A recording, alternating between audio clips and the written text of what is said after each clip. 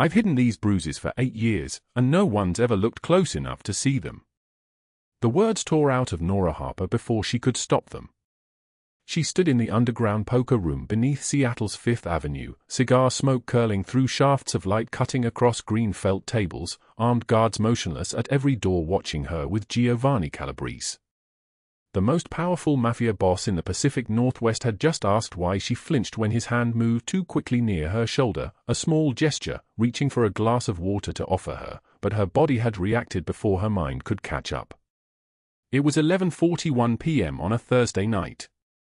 The air hung thick with tension and the metallic scent of fear.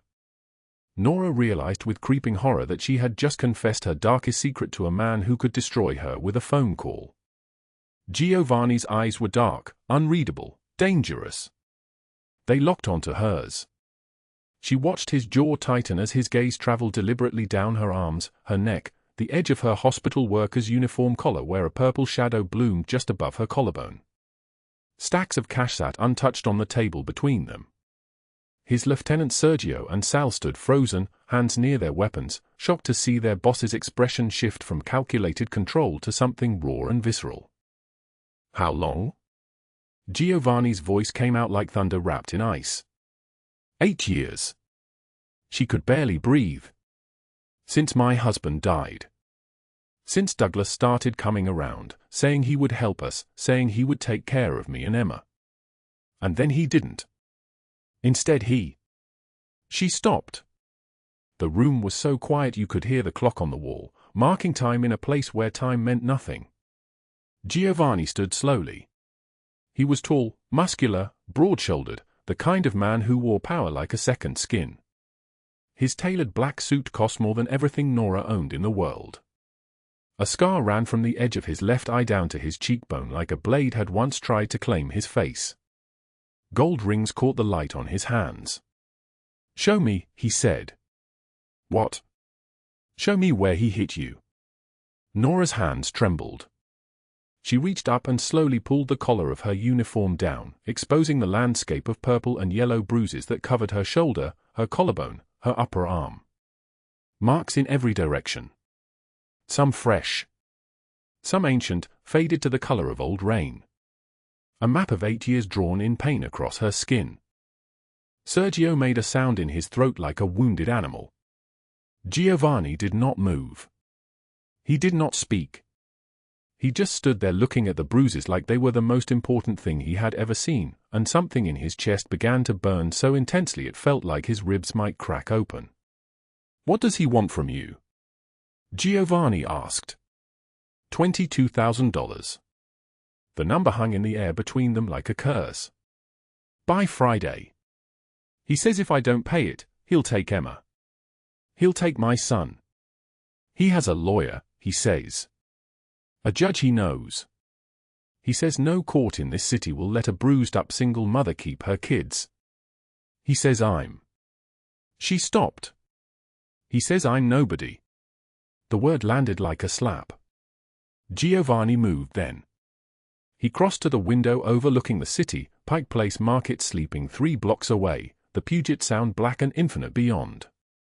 When he spoke again, his voice was controlled but something dangerous moved beneath each word. "Tell me about your husband. He died 4 years ago. Cancer. We had nothing. No insurance. The hospital bills were $240,000. I've been paying them back since. $40 a week, every week, from a job that pays minimum wage and tips that never come. And Douglas Hale. My ex-boyfriend. We dated 5 years ago. He was kind at first. He seemed to care about Emma. Then he wanted more than I could give. When I said no, when I tried to leave, he didn't accept it. He started showing up at the hospital where I work at midnight shifts. He started waiting for me outside Emma's school. He said if I wouldn't be his, nobody would have me. He said he would make sure of that." Giovanni turned to face her. The light from the city cut across his face, revealing the scar, the sharp angle of his jaw, the coldness that lived behind his eyes. "You said you have 3 days. Until Friday at midnight. He gave me that long.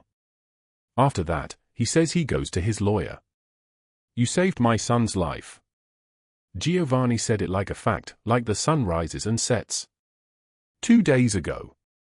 During the thunderstorm. You pulled him out of the street. Nora felt her chest tighten. I didn't know who he was. That is precisely why you pulled him out of the street. Sergio cleared his throat softly.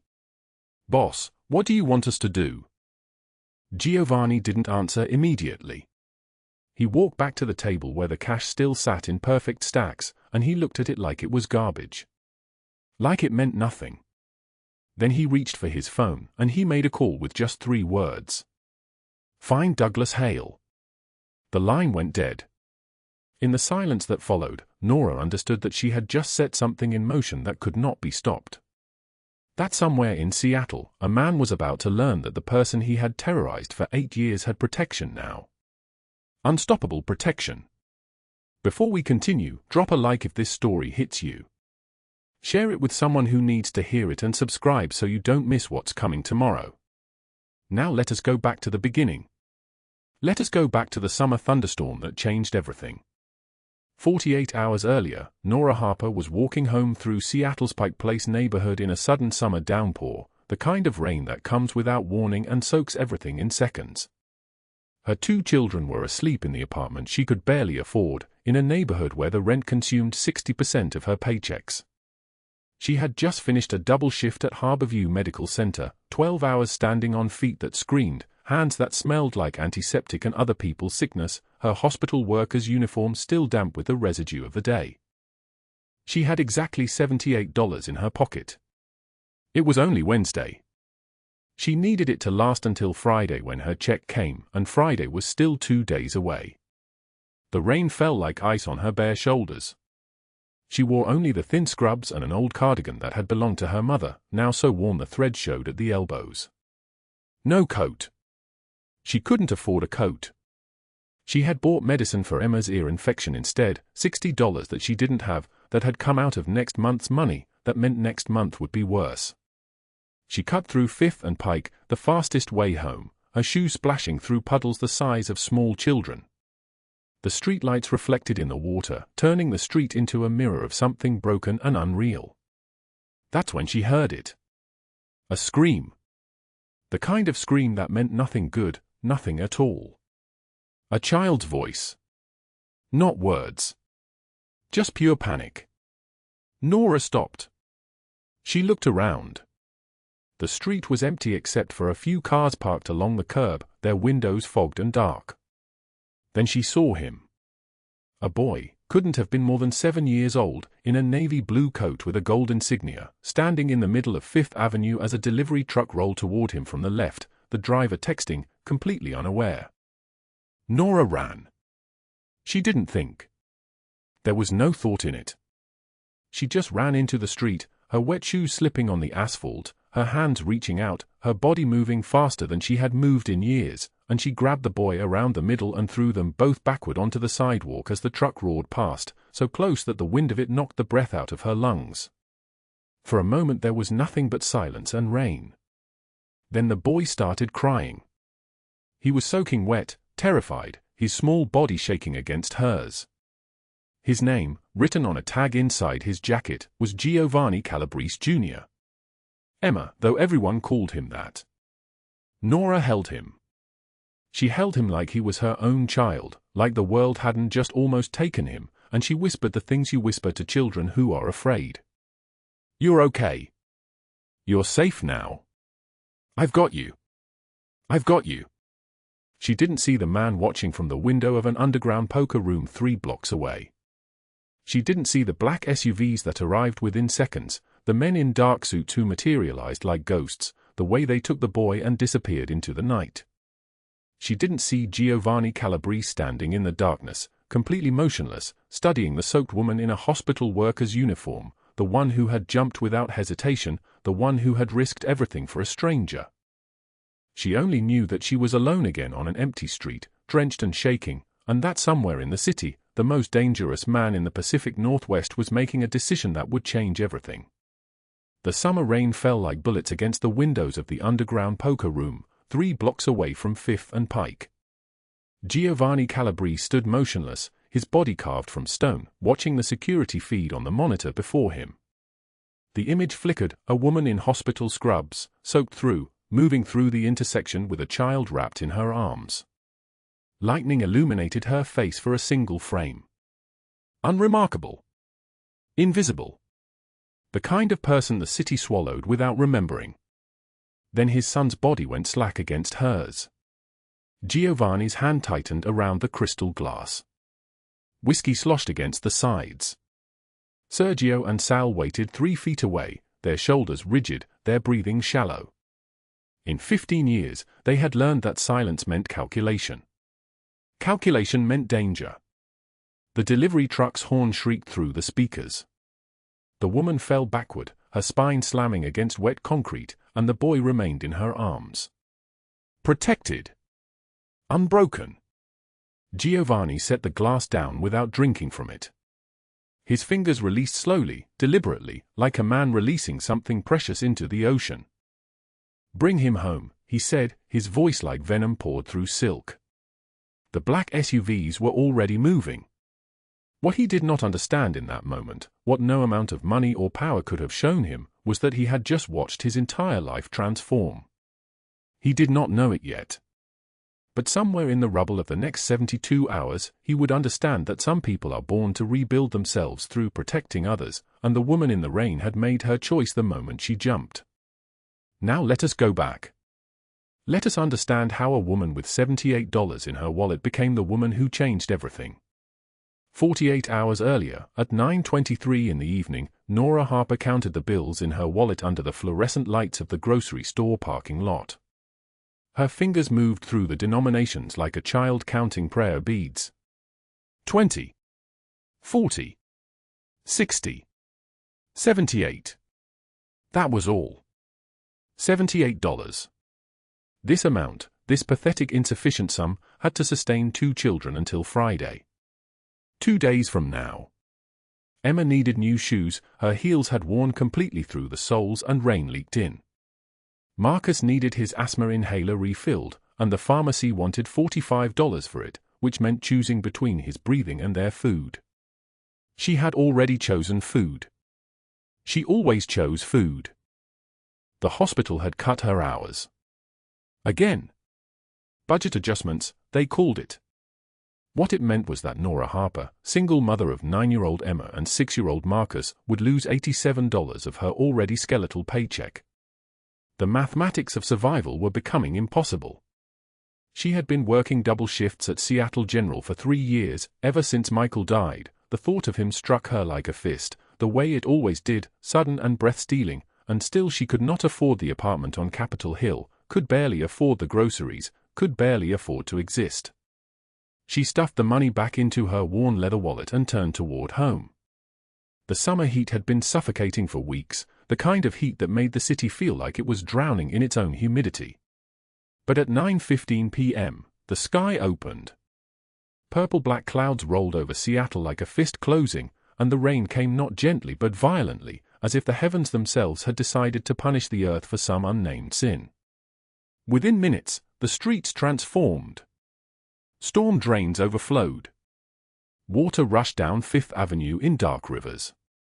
The air temperature dropped so fast that Nora's breath came out in small clouds, and the rain felt like ice needles against her face, against her bare arms below her short-sleeved scrubs. Her shoes, purchased 18 months ago from a discount store, had never been waterproof. Water filled them. Her feet went numb. She walked faster. The groceries in her torn plastic bags, milk, bread, cheap chicken that she would stretch into 3 meals, canned beans, rice, pressed against her thighs as she moved. The bags had begun to disintegrate, the plastic splitting where the milk carton pressed against the fabric. She could feel the cold seeping through to her clothes. The neighborhood around Pike Place had emptied. Most people had the sense to be inside. Most people had somewhere warm to go. Nora had an apartment, a 4th-floor walk-up with peeling paint and single-pane windows that rattled when the wind picked up. It was not warm. The heating system worked perhaps 30% of the time. But it was where her children slept. At the corner of Fifth and Pike, beneath the awning of a closed pharmacy, a small figure darted into the rain. She registered the movement through the storm before her mind processed what she was seeing. A child. A boy, no more than 7 years old, wearing an expensive navy jacket that marked him as belonging to a different world than this neighborhood. He chased something, a soccer ball, she realized, bright red and impossibly visible in the darkness. He ran into the intersection without looking. The delivery truck's horn reached her first. A sound like a whale's cry, desperate and warning. Then the screech of brakes. The smell of burnt rubber. Nora dropped the groceries. The milk carton exploded against the pavement, white liquid spreading across the wet asphalt like a ghost. She did not think. There was no moment of consideration, no internal negotiation about whether she could afford to get hurt, whether her children could afford to lose her. She simply ran. Her shoes slipped on the wet street. One foot nearly went out from under her, but she pushed through the pain, pushed through the shock of the rain, pushed through $78 and missed rent payments and a child's broken inhaler prescription. She ran into the intersection as the truck's brake lights painted the road in red. The boy was close. So close. His small face was lifted toward the truck, his mouth open, completely unaware of his own ending rushing toward him at 40 miles per hour. Nora's hands grabbed his shirt collar. Wet fabric, expensive material, buttons that probably cost more than she spent on groceries in a month. She yanked backward with every ounce of strength she had left, and their bodies twisted together as the truck's massive bumper screamed past, so close that the wind of its passage knocked the breath from her lungs. The boy's body was light, almost weightless in her arms. She fell backward, hard, her spine colliding with the concrete below the crosswalk, and the impact sent shock waves through every old injury she had accumulated over a lifetime of violence. For a moment, neither of them moved. The boy began crying. Not the cry of an injured child, but the cry of terror, that primal wail of a young thing discovering the closeness of oblivion. His small body shook against her chest. Her scrubs were already soaked through, but she held him tighter, held him as if her arms could remake him into something unbroken, unafraid. "You're okay," she whispered, and her voice trembled like a candle in the wind. "You're safe now. I've got you. I've got you." She didn't see the surveillance cameras mounted on the pharmacy roof. She didn't see the way the feed transmitted to a basement room 3 blocks away, to a man who never forgot a face. She didn't see the black SUVs that arrived within seconds, appearing from the rain like metal ghosts. She didn't see the men in dark suits who took the boy with gentle precision, their movements practiced and efficient, their eyes scanning her face as if committing her to memory. She held the boy until they took him. Then she was alone on the empty street, breathing hard, her back screaming with pain, her $78 worthless and her groceries destroyed on the sidewalk and the rain falling like punishment from heaven. She picked up what she could salvage. The bread, soggy now but still edible. The canned beans. The rice in its paper bag, falling apart. She left the milk. There was no point. She walked home in the storm, limping slightly, her back seizing with each step, and she did not think about the boy or the truck or how close she had come to having her children wake up in a world where she no longer existed. When she climbed the 4 flights to her apartment, Emma was asleep on the double bed they shared, her 9-year-old body small beneath a comforter that had belonged to Michael. Marcus lay curled on the couch in the living room, his hand clutching the stuffed bear that he believed would keep him safe. Nora moved through the darkness like a ghost, like a woman who was not entirely sure she was still alive. In the bathroom, she peeled off her uniform. The fabric was cold against her skin. What lay beneath was a map of her own destruction. Dark handprints on her upper arms, shaped like fingers, brutal in their precision. Yellowing bruises across her ribs where a fist had landed, and landed again and again. A network of older scars on her back, faded white lines like railroad tracks running across her skin, each one a story she had learned to stop telling. She stood in front of the bathroom mirror and did not recognize the woman looking back at her. Age 32, though the face was older. Brown hair pulled back with an elastic that had lost its grip. Eyes that had learned to look away. A body that had learned to shrink, to take up as little space as possible, to be invisible. On the bathroom shelf sat a photograph in a plastic frame, the kind you bought at discount drugstores. Michael, 5 years dead, smiling at the camera with his arm around her. He wore his police uniform. He was alive. He was going to come home that night to the small apartment they shared with their newborn daughter. He was going to kiss her forehead and sleep with his arm around her and wake up to buy coffee and never return. She touched his face in the photograph. Her fingers traced the line of his jaw, the specific angle of his smile. "I'm trying," she whispered. "I'm trying so hard." 3 days later, at 1:15 in the afternoon, Nora sat in the staff cafeteria at Seattle General Hospital with a container of yogurt she had brought from home, a days old, free, because the expiration date had passed and nobody else would eat it. The cafeteria smelled like industrial disinfectant and the greasy exhaust of the kitchen vents. She sat in the far corner, away from the other nurses, eating slowly to make the yogurt last longer. Then the entire room went still. The temperature seemed to drop. Every conversation stopped mid-syllable. A man had entered the cafeteria, accompanied by 2 others whose shoulders were too broad and whose suits were too expensive and whose eyes moved like predators assessing prey. The man in the center was striking in a way that transcended conventional beauty. He was tall, perhaps 6'2", with the broad shoulders and narrow hips of someone who had built his body through deliberate, violent discipline. His suit was charcoal gray, tailored so precisely that it moved with him like a second skin. It was the kind of suit that cost more than her yearly rent. More than her 2 years of rent. His white shirt was open at the collar, revealing a chest scarred in a way that spoke of violence survived. His dark hair was brushed back from his face, silver at the temples, and his eyes were the color of a winter storm, that peculiar gray that exists somewhere between steel and ice. There was a scar running from the outer corner of his left eye down to his jawline, a thin white line that somehow only emphasized the intensity of his gaze. He walked directly to her table. Nora looked up, and the yogurt spoon fell from her fingers. Giovanni Calabrese stood before her in the fluorescent light of the hospital cafeteria, and every single person in the room understood, through some primitive instinct that lived in the reptile brain, that they were in the presence of power. Not the kind of power that came from titles or education, but the kind that came from having lived through things that would break other people and emerging on the other side intact. He sat down across from her without asking permission. "You saved my son," he said. His voice was deep and solid like an oath, like the kind of truth that could not be unmade once it had been spoken into existence. 3 nights ago, at Fifth and Pike. Nora could not speak. Her throat had closed. Every self-preservation instinct in her body screamed that she should run, that she should get away from this man and his companions and whatever world he inhabited. Giovanni placed an envelope on the table between them. It was simple, white, innocuous. He slid it across the plastic table surface toward her. "Open it," he said. Her hands were shaking as she picked up the envelope. She opened it slowly, already knowing that whatever was inside would be significant, already knowing that this moment was a hinge upon which her entire life would turn. Inside were stacks of $100 bills. She counted them with trembling fingers. 20 bills. That was $2,000. Then she found another stack. Another 20.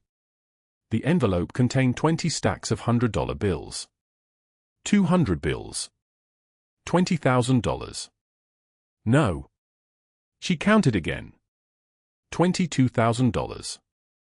"A reward," Giovanni said, "for saving my son." Nora stared at the money without speaking. Her vision had narrowed to a tunnel. The cafeteria, the other nurses, the humming of the fluorescent lights, all of it had become background noise to the sound of her own heartbeat pounding in her ears. She did not know that 12 hours earlier, at 2 o'clock in the morning, her ex-boyfriend Douglas Hale had appeared at her apartment door. She did not know that he had grabbed her by the throat and thrown her against the wall hard enough to see stars. She did not know that he had given her an ultimatum, $22,000 by Friday, or he would take Emma and Marcus away forever. But she found out, within the next few minutes, that the universe sometimes moved in patterns too precise to be coincidence. "What's wrong?" Giovanni asked. He noticed the way her hand shook. He noticed the way her eyes had gone very distant, as if she was looking at something far away, something only she could see. Nora took a breath. Then another. She looked at the man across from her, really looked at him, and she saw something she had not expected to see. She saw recognition. She saw understanding. She saw a man who had looked into the face of violence and somehow survived it with enough of his humanity intact to notice when someone else was drowning. "Thank you," she whispered. And she meant it with every fiber of her being. Giovanni watched her for a long moment. He noticed her scraped knuckles, the bruises barely visible on her throat, the way she flinched when a cafeteria worker dropped a metal tray on the counter behind them, a sound sharp and sudden. "Keep the money," he said quietly. "And if you ever need anything else, you know where to find me." He stood up and left. Sergio and Sal followed him like shadows.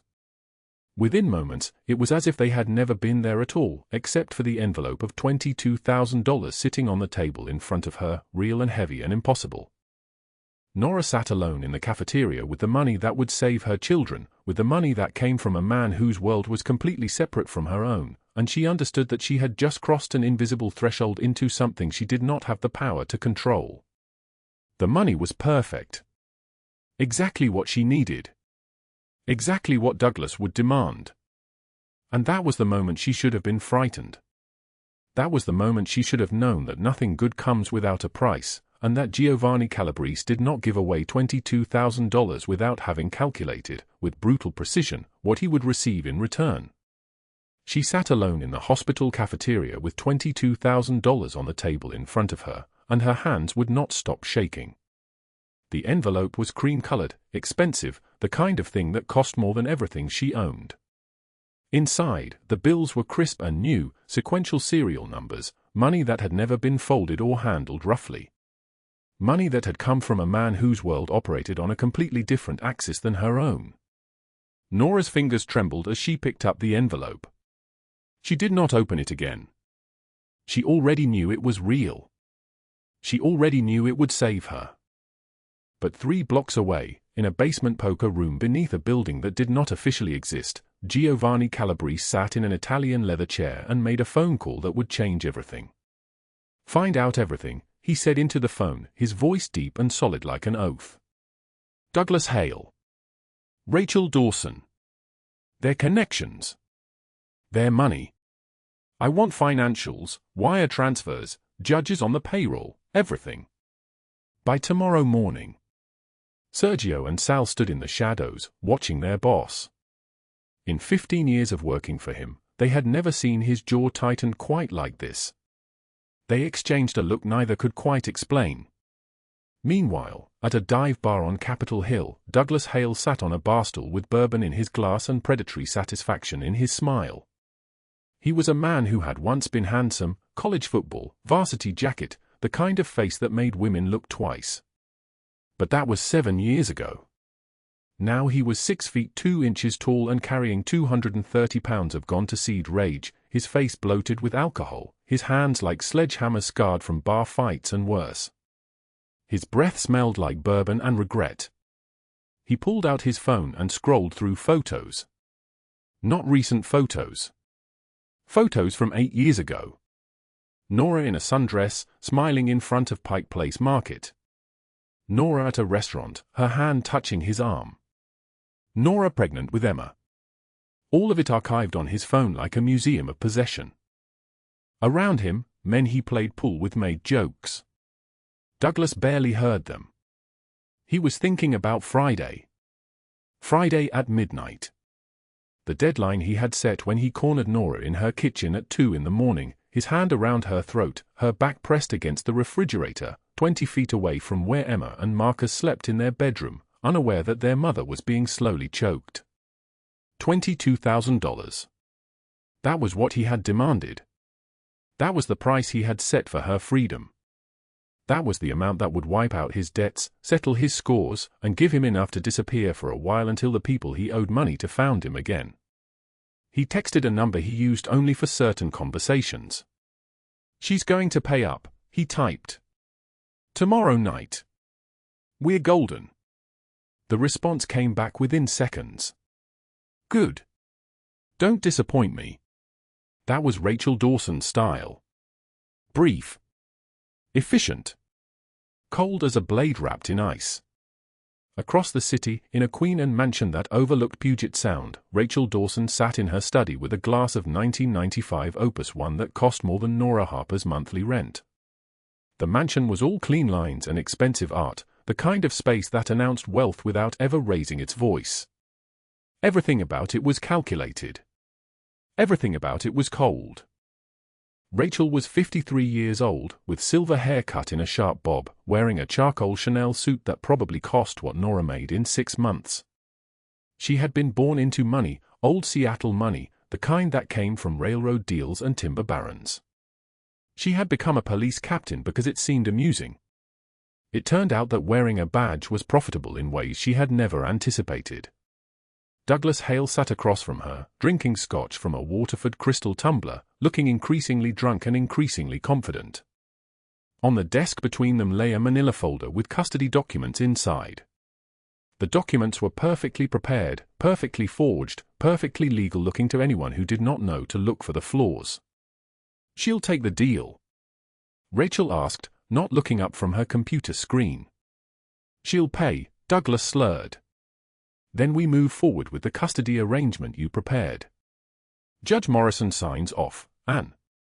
"Judge Morrison signs what I tell him to sign," Rachel interrupted, her voice like a steel blade cutting through air. "The children will be transferred. The adoptive family has already been selected. They pay $45,000 for a pair of healthy children, already bonded to each other. It is profitable." She said this with the same tone she might use to discuss the weather. Douglas laughed. It was not a good sound. "What I do not understand," Rachel continued, closing her laptop, "is why you are still in contact with her at all. The police reports are being handled. She has no recourse. The system is already designed to fail her." "I wanted her to know," Douglas said, leaning back in his chair with the confidence of a drunk man. "I wanted her to feel it coming. I wanted her to understand that she cannot escape from me." Rachel looked at him then. Really looked at him. She saw a drunk former football player, a man whose body was failing him, whose mind was fracturing with alcohol and resentment. She saw someone useful and temporary. "You are sentimental," she said. "That is a weakness. Do not bring weakness into this." She stood up and walked to the window. The sound was dark below, the city lights reflected in it like scattered diamonds. Pay him off, take his children, erase him from the equation. That is how this works. Sentiment is what gets people caught. Douglas finished his scotch. He did not know that at that exact same moment, 2 blocks away, an FBI field agent was opening an email from a secure server. The email contained financial records, wire transfers, a complete map of Rachel Dawson's corruption network spanning 3 years, 57 cases, and over $2 million in illegal profit. He did not know that Giovanni Calabrese's investigators had traced every connection, every bribed judge, every falsified custody document, and had packaged it all with the kind of precision that would guarantee federal indictment. He did not know that his window of time was closing. Back at her apartment, Nora Harper sat on the edge of her bed with the envelope in her lap and her late husband's photograph in her hands. The photograph was old, creased from being held so many times. It showed a man with kind eyes and a smile that reached all the way to his face. Michael Harper had died 6 years ago, not dramatically, not in the way stories got told. Just a brain aneurysm, sudden and complete, the kind of thing that happened on an ordinary Tuesday morning while he was making coffee. One moment he was alive. The next moment he was gone. She had kept the photograph because he was the only person in her life who had ever truly seen her. He had worked 2 jobs, just like she did. He had understood poverty in the way only people who lived it could understand it. They had met at a waitressing shift, 2 people running on 6 hours of sleep and determination. They had married at City Hall. They had Emma. They had Marcus. They had love, even if they did not have much else. And then he was gone, and all the love in the world could not bring him back. She looked at the envelope again. $22,000. The exact amount Douglas had demanded. The exact amount that would solve nothing, because even after she paid him, he would still exist. He would still know where she lived. He would still follow Emma to school. He would still find a way back in. Her phone buzzed. A text from an unknown number: "Go home. Be with your children. Friday will come, and when it does, you will be free." She stared at the message for a long time. She did not recognize the number. But somehow, she knew it had come from him. Across the city, Giovanni Calabrese stood in his office with floor-to-ceiling windows overlooking the harbor. The office was understated in the way only truly expensive things could be understated: a mahogany desk, leather chairs, original art on the walls, everything chosen with precision and care. Sergio stood beside him, holding a printout. Giovanni read it once, then again. The file was comprehensive. Douglas Hale's criminal record. Rachel Dawson's bank accounts. The judges in her pocket. The children who had been taken. The adoptive families who had paid for them. How long? Giovanni asked quietly. The FBI has everything, Sergio replied. They move tomorrow morning. She will be arrested at her home. Giovanni nodded. For a moment, neither man spoke. Below them, Seattle glittered in the darkness, the city where he had built his power, where he had learned that some people deserved mercy and some people deserved exactly what was coming to them. He thought of the woman with bruises she had tried to hide. He thought of her children sleeping in an apartment where they should have felt safe. He thought of the way she had looked at him in the cafeteria when he placed the envelope in front of her, not with gratitude, but with the desperate hope of someone who was drowning and had just been thrown a rope. Tomorrow, he said to Sergio. Everything changes tomorrow. The night moved forward. Douglas Hale drank himself into unconsciousness. Rachel Dawson slept the sleep of the truly indifferent. Nora Harper sat with her children and told them stories about their father, about the man they had never met but carried inside them anyway. And in the basement poker room beneath a building that did not officially exist, Giovanni Calabrese waited for Friday to arrive, knowing that when it did, Nora Harper would finally understand that she was no longer alone. Friday arrived like a blade wrapped in ice. At 6:08 in the morning, Nora Harper sat on the cracked linoleum floor of her apartment, the $22,000 spread out in front of her in neat stacks. Her hands trembled so badly she kept losing count. 20,000. 22,000. The numbers blurred together. Rain hammered against the window with such force it sounded like someone was throwing rocks at the glass. In the bedroom, Emma coughed that wet, terrible cough that always came when the weather turned. The sound cut through Nora like a blade through butter. She thought about running, taking the children and disappearing into the dark. But where could she go that Douglas would not find her? He always found her. In 8 years, he had found her in 3 different cities, had tracked her across state lines, had reminded her again and again that some men did not let go. Some men held on like a curse that could not be erased. Nora stacked the bills one more time, though she did not need to. She knew exactly how much there was. Giovanni had given her $22,000, and now she was about to hand it to the man who had spent 8 years reminding her what pain felt like. She would buy her children's safety with this money. She would buy the right to breathe. At 7:31 in the morning, she stood in her bathroom staring at the reflection of a woman she barely recognized. The mirror was cracked down the middle, splitting her face into 2 halves. On the left side, a woman who looked almost whole. On the right side, a woman broken into pieces. She opened the medicine cabinet slowly. The bottle of sleeping pills sat on the shelf where it had sat for 4 months, ever since the night the hospital told her that Michael was not coming back. She held the bottle in her hand. The rain outside sounded like static, like the end of the world, like surrender. How easy it would be to just stop fighting. To stop carrying this weight. To give up. Her vision blurred with tears. She thought about Douglas in the parking garage at midnight.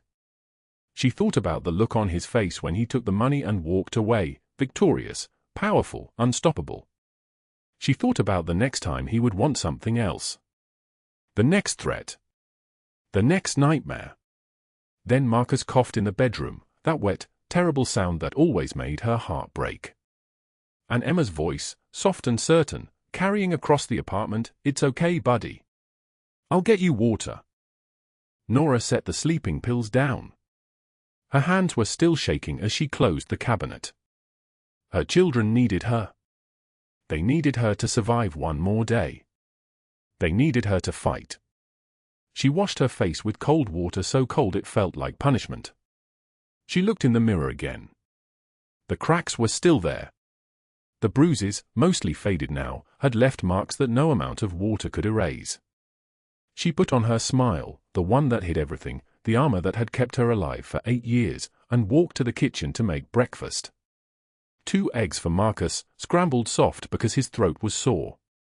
Toast with the cheapest peanut butter. Milk from a carton she had bought with the last of her money before Giovanni arrived. She did not know that in exactly 5 hours and 29 minutes, everything she was about to do would become unnecessary. At 3:15 in the afternoon, Douglas Hale sent her a text from a number she did not recognize. Pike Place parking garage. Level 3. Midnight. Come alone with the money or I start making calls to my judge. Every word felt like a punch to the stomach. She texted back immediately, "I'll be there." But at that exact moment, 3 blocks away in a building that did not officially exist, Giovanni Calabrese stood in his private office overlooking the harbor with a file in his hands. The file detailed everything. Rachel Dawson's bank accounts showing $847,000 in deposits from families desperate enough to pay for children. The judges she owned. The children who had been taken from their mothers and placed with wealthy couples who asked no questions. Douglas Hale's arrest record. His history of stalking. His documented threats. Recordings of his voice threatening to take Nora's children. Sergio stood beside him. "The FBI raids Rachel Dawson at 11:44 tonight," he said quietly. "Her home. They'll have evidence of trafficking, corruption, everything. She'll face 40 years minimum. Douglas Hale will be arrested at the parking garage at midnight, exactly when Nora arrives. They're coordinating with local field agents. He won't see it coming." Giovanni nodded slowly. Below them, Seattle glittered in the gray afternoon light. For 15 years, he had built his power in this city by understanding one simple truth: some people deserved mercy, and some people deserved exactly what was coming to them. Douglas Hale and Rachel Dawson deserved what was coming. "What about Nora?" he asked. "Does she know?" "No," Sergio replied. "I thought you should tell her." Giovanni was quiet for a long time. Then, "No. Let her be brave one more time. Let her walk into that garage believing she is sacrificing herself for her children. And then let her see that she does not have to sacrifice anything ever again." At 11:15 in the night, FBI agents in black tactical jackets moved through the Queen and neighborhood like ghosts. Rachel Dawson's house was dark except for the light in her bedroom where she slept the sleep of someone with no conscience. The agents approached from 3 directions simultaneously. No sirens. No announcement. Just the sudden splintering sound of a battering ram against the front door at 11:13 exactly. She woke screaming. The bedroom filled with agents in an instant. Their flashlights burned white across the silk bedding. Rachel Dawson, captain of the Seattle Police Department, sat up with her hands raised, her face a mask of confusion and rage. "What is this?" "I'm a police captain." "You can't." "Rachel Dawson, you're under arrest for child trafficking, corruption, conspiracy, and federal fraud," the lead agent said, pulling handcuffs from his belt. "You have the right to remain silent. Anything you say can and will be used against you in a court of law." They dragged her from the bed in her silk pajamas, her perfectly styled hair falling into her face, her manicured hands twisted behind her back. By the time they reached the front door, news cameras were already positioned on the street. Someone had tipped them off. Within 1 hour, the images were everywhere: Rachel Dawson, the respectable police captain, being loaded into an FBI vehicle at her own home. By morning, every news channel in the state was running the story. By the end of the week, 47 families would come forward with accounts of children taken, promises broken, money paid, futures stolen. Rachel Dawson's empire did not crumble gradually. It collapsed in a single night. Federal indictment. 40-year minimum sentence. All assets frozen. Her pension revoked. Every dirty deal exposed in court documents released to the press. Within 30 days, she would learn that she would spend the next 4 decades in a federal penitentiary, her social standing obliterated, her name synonymous with evil. Meanwhile, in the Pike Place parking garage, a different kind of justice was arriving. Douglas Hale paced on level 3, checking his phone obsessively, his jaw clenched tight. He was thinking about what he would do with the money. New car. New apartment. Maybe a vacation before he figured out his next move. Nora had always been weak. She would give him the money. She would give him anything to protect those kids. And when he wanted more, she would give him that too. He had 15 years of experience with women like her. They broke eventually. They always broke. At 11:58 in the night, headlights appeared on the ramp.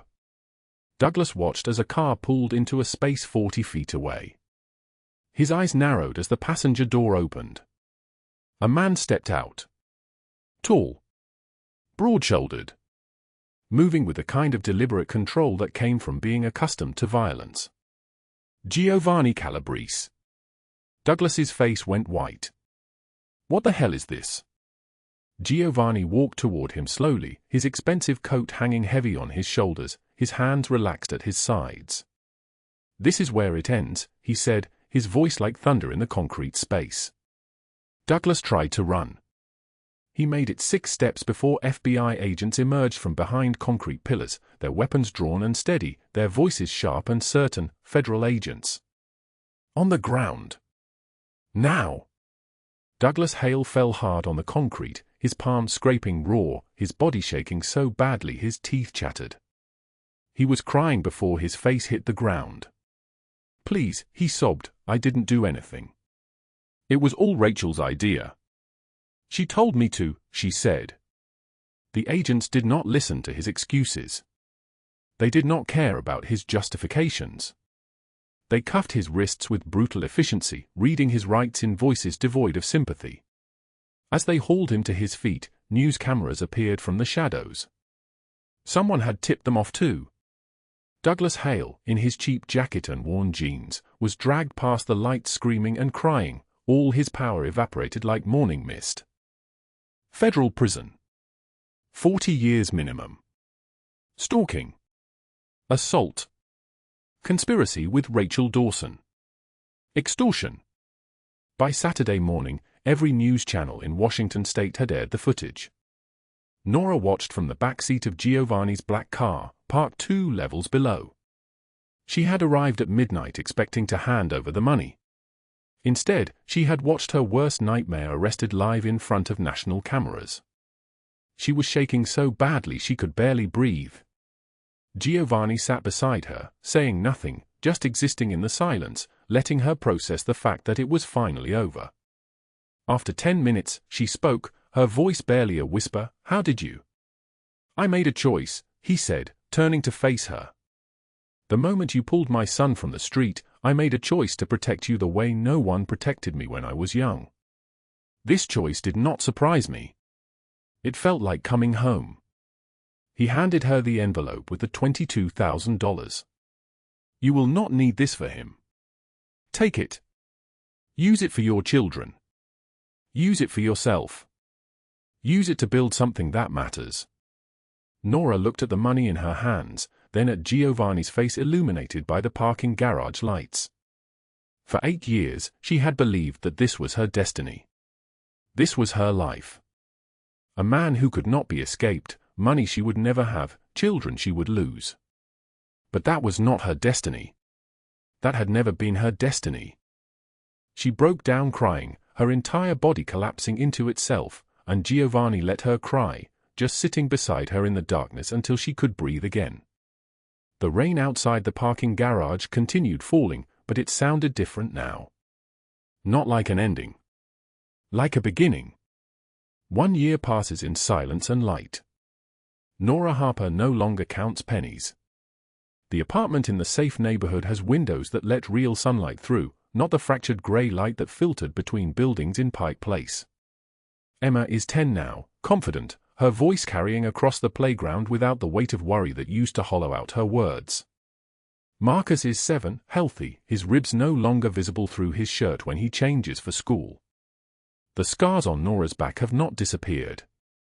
The ones that map her shoulders, the thin ones running between her ribs like a geography of pain, they remain. But she no longer hides them. Not in summer when the heat demands sleeveless shirts, not in the mirror when she showers. They are proof. Evidence that she survived when the system said she should disappear. The hospital promoted her to administrator 3 months ago. Giovanni's connections opened the door, but she walked through it on her own merits. She schedules shifts now instead of begging for them. She approves budgets instead of worrying whether the electricity bill will push her under. Sergio checks in every month, not intrusive, not demanding, just verification that everything remains good. Giovanni has kept his distance. She does not understand why a man that powerful would care about someone like her, would move heaven itself to destroy the people who tried to break her, and then simply vanish. She thinks about him sometimes during quiet moments at work, or in the grocery store when she can actually buy fresh vegetables instead of choosing between milk and bread. But she has stopped looking for answers. Then the invitation arrives. Ivory cardstock, calligraphy lettering, a downtown Seattle penthouse address. The annual Calabrese Foundation Gala for Children's Shelters and Abuse Prevention Programs. Requested at 9 p.m. Nora reads it 3 times before understanding that Giovanni is inviting her, not commanding her, not manipulating her, but asking. She stands in her apartment holding the card, and something moves in her chest that she thought had calcified long ago. She almost does not go. But at 8:45 p.m., she puts on a simple black dress, kisses both children while her neighbor watches them, and rides the elevator up to the sky. The penthouse glitters like a jewel case. 200 people move through rooms that cost more than her entire neighborhood. Donors in tuxedos. Hospital administrators. Police commissioners. Shelter directors with urgent stories written in the lines of their faces. But what stops her breath is not the wealth. It is the work. Donation boards show numbers: 3 new shelters opened this year, 87 children placed in safe homes, 42 women in transitional housing programs. Photographs line the walls. Before and after.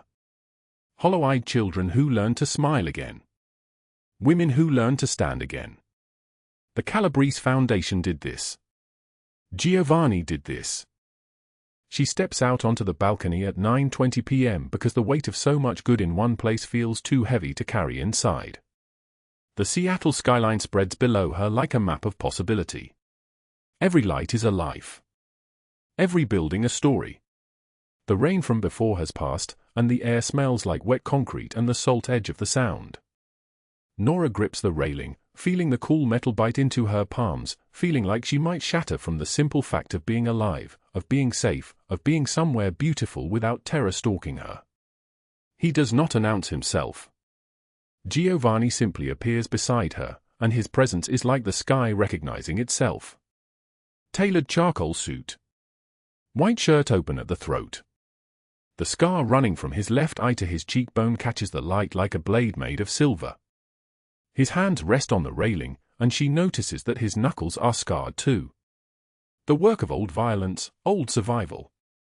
They stand in silence for 7 minutes. Nora counts them because she always counts time when she is nervous. 7 minutes of the city breathing below them. 7 minutes of her heart rebuilding itself. Why did you do all this? She speaks so quietly he has to lean closer to hear. Really?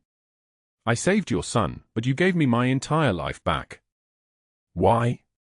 He turns to face her, and for the first time she sees him without armor. Without the weight of an empire. Just a man with scars deeper than the one running across his face. Because some people rebuild themselves by choosing who to protect, he says, and his voice is deep and solid like an oath, and I made my choice the day I watched you risk everything for a stranger. I grew up in hell, Nora. My father's fists taught me what monsters look like. Every morning was a war. Every night was a nightmare with no waking point. I spent 15 years making sure no child suffers that way. But when I saw you, covered in bruises, barely surviving, still jumping in front of a truck to save a boy you did not know, I realized something. Protecting children was not enough. I had to protect the people who protect them too. She cannot breathe. You did not just save my son that night. You reminded me why I fight. You reminded me that there are people in this world whose courage burns so bright that it lights up the darkness around them. You are not nobody. You never were. Nora reaches for his hand. This time, she does not flinch. Her fingers find his, and they fit together like two pieces of something that was always meant to be whole. The Seattle skyline glitters below them, and for the first time in 8 years, she feels the knot in her chest begin to untie. Thank you, she whispers. He nods, and they stand together as the city breathes below. Their shoulders touch. Two survivors learning that the most powerful thing in the world is not violence or money or control. It is the decision to love someone brave. Inside the penthouse, the gala continues. Photographs of children's faces scroll across presentation screens. Lives saved. Futures rebuilt. Ripples that started the moment Nora Harper pulled Emma Calabrese from the path of a truck and changed everything.